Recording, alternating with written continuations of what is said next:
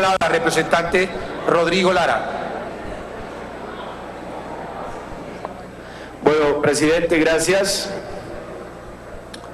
Dado que yo radiqué una proposición que entraría a ser discutida posteriormente y que esta proposición tiene el aval del Gobierno Nacional, pues se entiende que muy probablemente esta pues tiene una opción muy alta de ser aprobada y por ende no se discutiría la proposición que radiqué.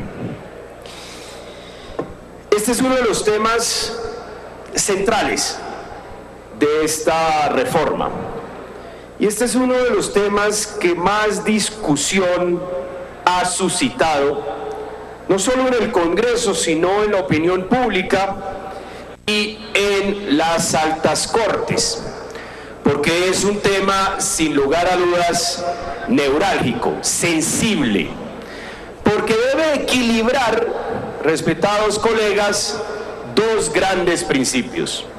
El primero, la necesidad ampliamente sentida de crear un mecanismo de investigación y juzgamiento eficaz de los magistrados de las altas cortes del país. Así lo exige el país, así lo exigen las necesidades de la República. Pero esta idea debe equilibrarse con otra supremamente sensible, que es la independencia de la rama judicial y la capacidad de la institucionalidad colombiana de preservarla ante eventuales embates de otros poderes, en particular de la rama ejecutiva. ¿Cómo lograr ese equilibrio? El gobierno tuvo a bien de proponer la creación de la Comisión de Aforados. La Comisión de Aforados, básicamente, inspirada en lo que los franceses crearon a raíz de un grave escándalo de sangre contaminada, busca crear una especie de gran tribunal o comisión de investigación cuyo propósito es investigar. No sabemos aún, porque eso es un tema que se reenvió a una ley estatutaria, si ese procedimiento de investigación y juzgamiento será inquisitivo o acusatorio. Pero en todo caso se crea esta comisión de aforados cuyo propósito es instruir, es investigar. Y esta es una medida sana, sensata, porque le quita esta función al Congreso de la República, que no es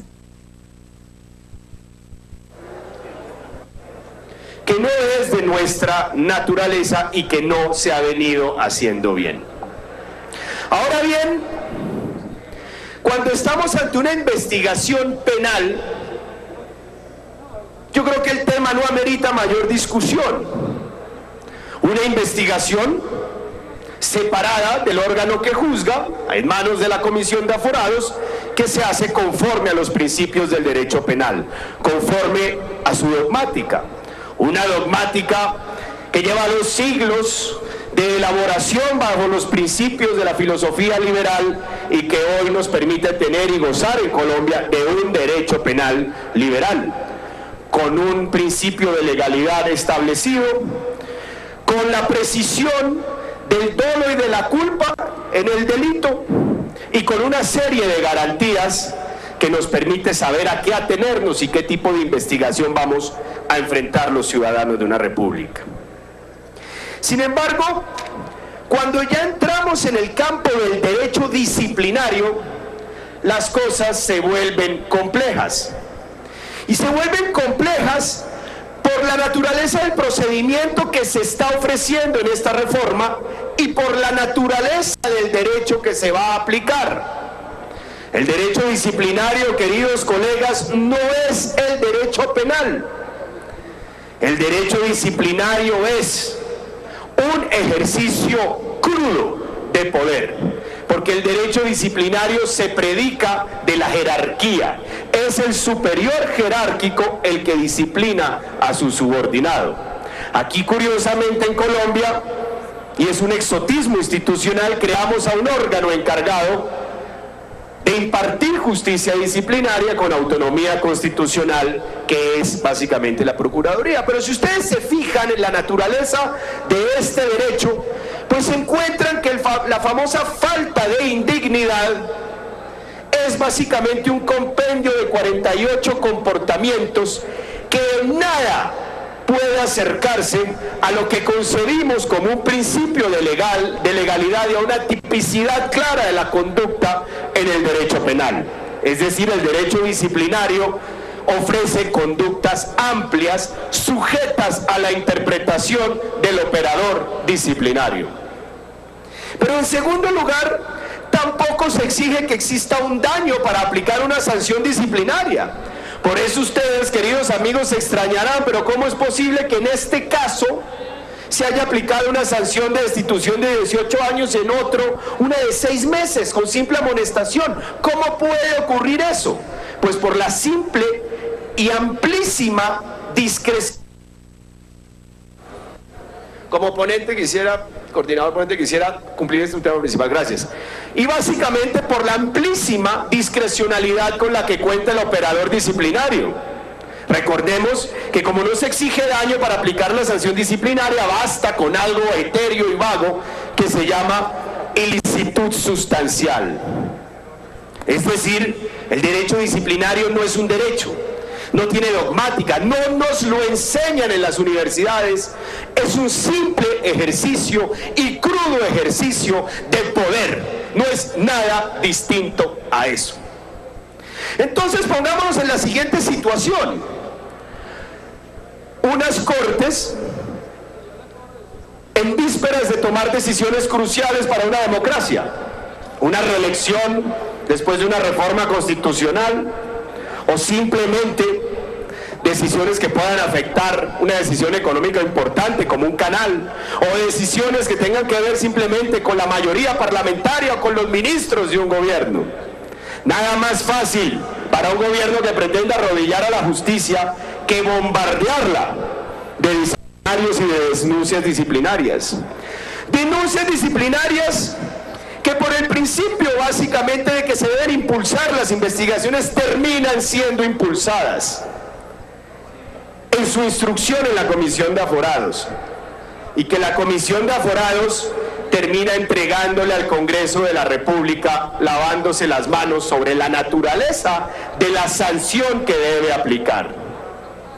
Es decir, le correspondería a una asamblea, porque nosotros tenemos que entender que somos una asamblea, somos un órgano de psicología colectiva y somos un órgano político. Nos entregarían a nosotros como asamblea la responsabilidad de tomar una decisión jurídica, cuando en realidad nosotros tomamos son decisiones de naturaleza política.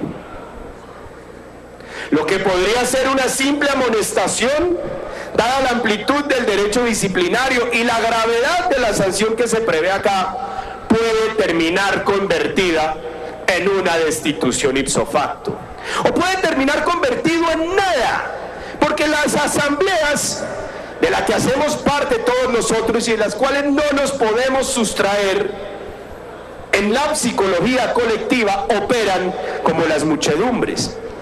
Pueden perfectamente, por la sugestionabilidad a que somos dados porque actuamos colectivamente, a declarar inocentes una conducta reprochable, porque no estamos obrando en derecho sino en política.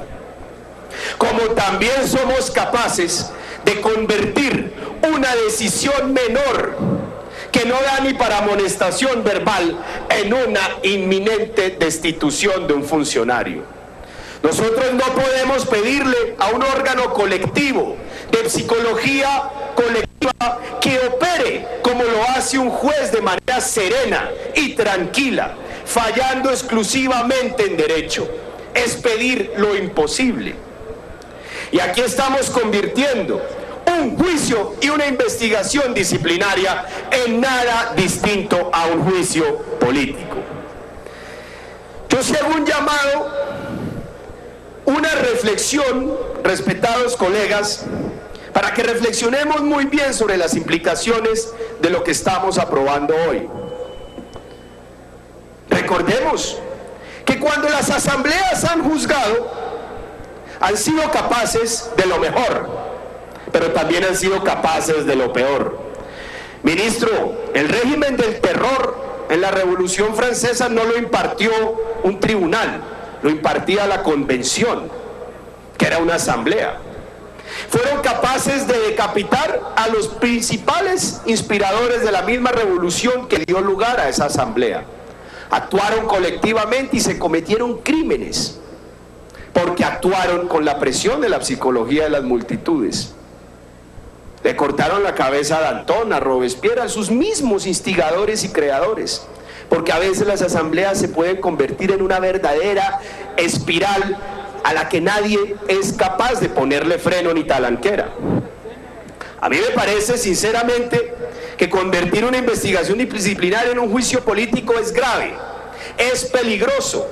Y no es peligroso porque cualquier gobierno de rama ejecutiva de cualquier ideología que llegue al poder y que pretenda doblegar o amordazar a la justicia, lo puede hacer por este mecanismo de la investigación disciplinaria, que no podría ser a través del juicio penal.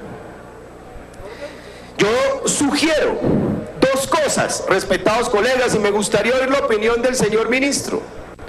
A mí me parece importante mantener la figura del juicio político, pero ¿por qué no la mantenemos paralela para el delito, que sí es algo grave? Es que acusar por un delito no es acusar por una falta disciplinaria. Si hay acusación por un delito, hay mucho más mérito para que paralelamente exista un juicio político que cuando hay una falta disciplinaria, porque es disciplinaria y no penal. Y en segundo lugar, también le propongo esto, ministro. ¿Por qué no crea un paralelo de nuestra pérdida de investidura en la Comisión de Aforados?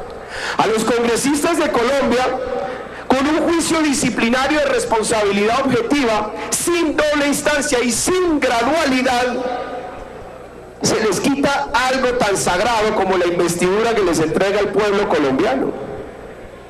¿Por qué no pensar en crear un equivalente entonces? Que la Comisión de Aforados investigue y juzgue las faltas disciplinarias, asegurándole a las altas cortes gradualidad y doble instancia, creyendo que esto también se debe extender más adelante en la pérdida de investidura de los congresistas. Pero no lleguemos a esta curiosísima mezcla que consiste en investigar en derecho y juzgar en política. Tal vez no somos conscientes del monstruo que estamos creando y tal vez de pronto mañana nos podemos arrepentir seriamente por las repercusiones que esto pueda tener. Y no creo que entregándolo en una primera instancia a la Cámara o una segunda instancia al Senado vayamos a quitarle la naturaleza y el carácter político de lo que sería un juicio de una investigación disciplinaria. Muchas gracias. Muchas gracias, representante. Continuamos en discusión de la proposición avalada. Anuncio que se va a cerrar la discusión. No tengo más inscritos. Se cierra la discusión. No hay oradores inscritos. Señor secretario, cerramos la discusión de la proposición del doctor Sanabria, que ha sido avalada por el coordinador ponente y que ha sido discutida con las intervenciones de los representantes inscritos. Vamos entonces a abrir el registro. Votando sí, se aprobaría la proposición sustitutiva del doctor Heriberto Sanabria, avalada sobre el artículo 10º de la ponencia. Votando no, se negaría y pasaríamos a considerar las demás proposiciones. Esta proposición es sustitutiva, sustituye el texto del artículo 10º de la ponencia. Se abre registro para votar la proposición ya discutida del doctor Heriberto Sanabria, que busca sustituir el texto del artículo 10 de la ponencia. Doctor Hernán Penagos vota sí.